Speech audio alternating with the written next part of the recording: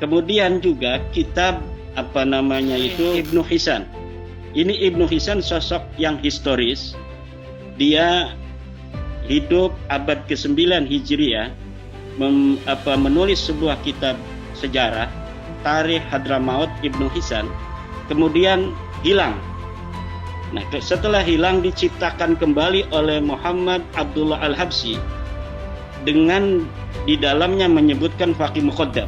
Lagi-lagi saya harus kasih disclaimer kalau video ini bukan tentang nasab dan bukan tentang nasab Bani Alawi ya. Tapi video ini ngasih pemahaman kecil sama dua doktor yang manggut-manggut aja ngelihat Haji Imad ngomongin manuskrip. Kok ya langsung percaya aja gitu maksud saya. Tapi sebelum masuk ke pembahasan, saya ingin mengoreksi dua orang, Haji Imad dan R.P. Sargent. Kalau Haji Imad mengatakan Tarikh Ibn Hisan, bacanya itu Hasan, double S, Hasan, bukan Hisan. Sargent juga keliru ketika menulis nama sejarawan Yaman ini dengan Ba Hasan, karena yang benar adalah Ibn Hasan, bukan Ba Hasan. Jangan karena Hadrami, lantas apa-apa harus diawali dengan Ba, seperti Ba Alawi. Karena Habib Umar itu, meskipun dari Ba Alawi, nama kabilahnya adalah bin Hafid. Meskipun sama-sama cabang dari Syekh Abu Bakar bin Salim, tapi nama kabilahnya tidak seperti Amjad Abu Futem yang dibaca Amjad Buftem bin Syekh Abu Bakar bin Salim. Oke, mari kita mulai.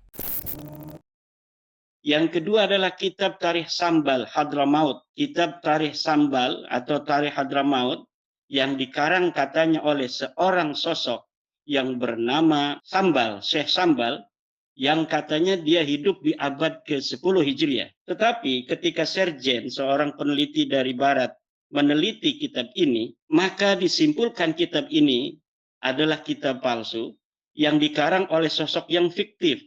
Sejarah itu, kawan-kawan, tidak hanya ditentukan oleh peristiwa yang terjadi, tapi juga bagaimana peristiwa tersebut direkam dan diwariskan. Manuskrip kuno seringkali dianggap sebagai jendela ke masa lalu, tapi seberapa akurat jendela ini dalam merefleksikan kenyataan yang terjadi di masa itu? Di antara teks-teks sejarah yang masih bertahan hingga saat ini, Tarikh Sambal menjadi salah satu yang cukup menarik perhatian para sejarawan. Bukan hanya karena isinya, tapi juga karena ketidakpastian yang menyelimutinya. Albert Sargent, seorang akademisi yang mendalami historiografi Hadramaut, mengajukan skeptisisme tajam terhadap kronik ini. Ia tidak serta-merta menyatakan bahwa teks ini palsu, tapi ia meragukan keandalannya sebagai sumber sejarah. Pertanyaannya tidak hanya tentang apa yang tertulis dalam Tarikh Sambal, tapi juga tentang bagaimana teks ini terbentuk. Apakah teks ini memiliki bagian yang hilang? Apakah yang kita baca saat ini dari Tarikh Sambal benar-benar representasi dari teks aslinya? Kritik Sargent dalam Tarikh Sambal berputar pada 5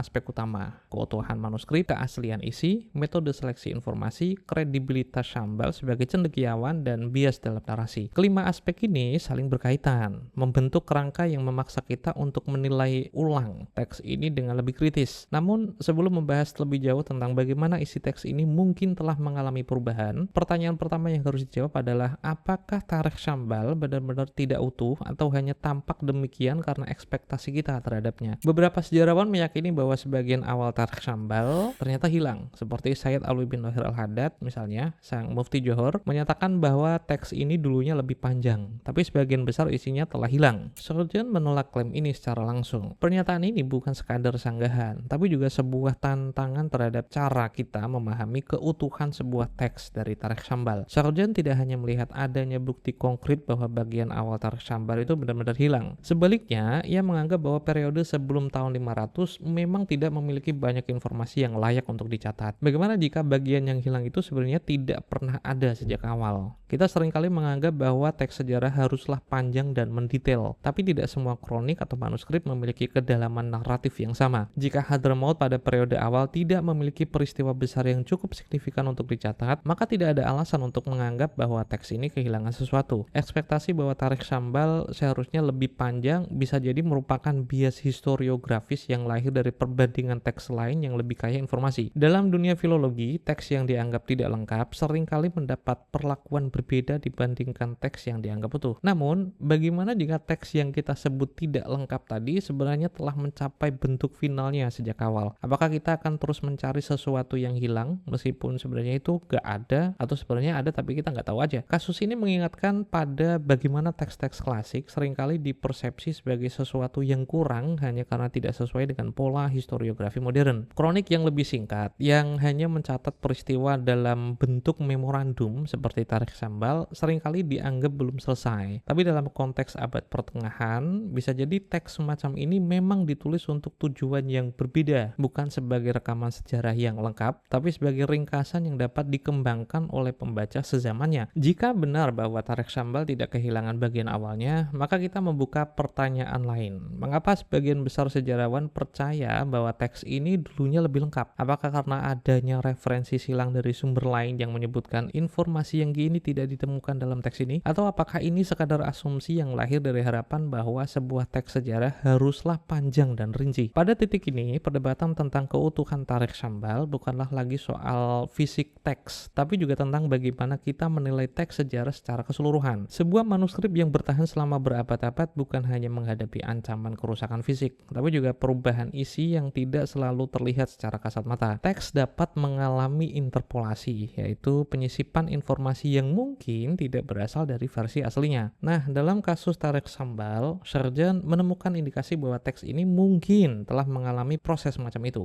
Sargent mencatat bahwa bagian-bagian yang bermasalah dalam Tarikh Sambal seringkali bertepatan dengan bagian yang rusak dalam kronik Basharahil. Sebuah kebetulan yang terlalu sering terjadi jarang bisa dianggap sebagai kebetulan belaka. Jika ada dua teks yang seharusnya bisa saling melengkapi, ternyata memiliki celah yang identik. Ini bisa mengindikasikan adanya perubahan dalam transmisi teks. Interpolasi bisa terjadi dalam berbagai bentuk. Bisa jadi ada penyalin yang ketika menemukan bagian yang tidak jelas dalam teks asli, ia mencoba mengisi kekosongan tersebut dengan informasi yang ia anggap benar. Bisa juga terjadi bahwa penyalin mengganti istilah atau nama yang sudah tidak lagi dikenali oleh generasi berikutnya. Dalam kasus yang lebih ekstrim, interpolasi bisa menjadi alat manipulasi sejarah, di mana peristiwa atau tokoh tertentu itu ditambah atau dihapus untuk menciptakan narasi tertentu. Nah, apakah interpolasi dalam Tarikh Sambal bersifat disengaja atau hanya akibat dari kesalahan transkripsi? Sargent juga mempertimbangkan kemungkinan bahwa teks yang ada saat ini hanya merupakan versi ringkasan atau mukhtasar dari teks yang lebih panjang. Jika benar bahwa Tarikh Sambal yang kita baca sekarang hanyalah sebuah ringkasan atau mukhtasar, maka teks ini kemungkinan telah mengalami seleksi informasi yang sangat signifikan. Informasi tertentu mungkin sengaja dihilangkan karena dianggap tidak relevan, atau karena keterbatasan ruang dalam penyalinan manuskrip. Ringkasan bukan sekadar pemangkasan teks sebenarnya, dia juga merupakan interpretasi. Ketika sebuah kronik atau manuskrip diringkas, keputusan tentang bagian mana yang dipertahankan dan bagian mana yang dihilangkan dapat mencerminkan kepentingan penyalin atau patron yang mendanai pembuatan ulang teks tersebut. Jika teks ini mengalami penyuntingan dalam bentuk mukhtasar atau ringkasan, maka kita tidak hanya berhadapan dengan masalah interpolasi, tapi juga dengan kemungkinan adanya filter ideologis yang mempengaruhi isi teks. Walhasil Sargent itu nggak sampai menyebut teks ini sebagai palsu atau hasil fabrikasi, tapi ia menegaskan bahwa teks ini atau manuskrip ini tidak bisa digunakan tanpa kritik historiografis yang serius. Jika kita ingin memahami Hadramaut abad pertengahan, maka kita tidak hanya bersandar pada Tarikh Sambal tanpa mempertanyakan bagaimana teks ini terbentuk, siapa yang membentuknya, dan mengapa ia bertahan dalam bentuk yang kita baca seperti sekarang. Sejarah itu, kawan-kawan, pada akhirnya bukan hanya tentang apa yang dicatat dalam Tarikh Sambal, tapi juga tentang apa yang tidak dicatat, siapa yang menulisnya, dan mengapa tulisan ini bertahan sampai sekarang.